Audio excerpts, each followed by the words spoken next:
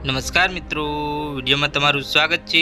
તારક મહેતા કા ઉલ્ટા ચશ્મા શો કેટલાય સમયથી સતત ચર્ચામાં છે। છેલ્લા થોડા દિવસોથી શોમાં ઘણા કલાકારો બદલાઈ ગયા છે। એમ છતાં શોએ ટીવી ટીઆરપીમાં ટોપ પર જ છે। જોકે શોનો હિસ્સો રહેલી અભિનેત્રીઓ દરરોજ કોઈને કોઈ મુદ્દે પોતાનું નિવેદન આપતી રહે છે।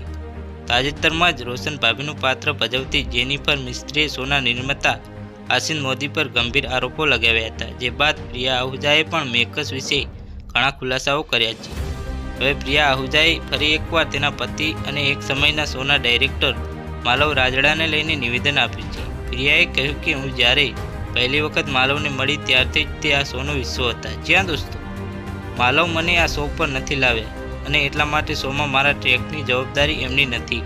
મેં હંમેશા ઘણી વસ્તુઓને કિસ્મત અને હાર્ડવર્ક પર છોડી દીધી છે। બાકી શો અંગેના નિર્ણય નિર્માતાઓ જ કરે છે।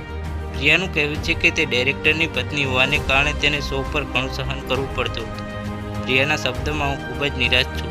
શરૂઆતમાં ટ્રેક સારી રીતે ચાલી રહ્યો હતો, પરંતુ પછી મને લાગ્યું કે મને અવોઇડ કરાઈ રહી છે। જ્યાં દોસ્તો તો અત્યાર માટે આટલું જ। મળીશું નવા સમાચાર સાથે। ચેનલમાં નવા આવ્યા હોય તો વિડીયોને લાઈક કરી અમારી ચેનલને સબસ્ક્રાઈબ કરી દેજો।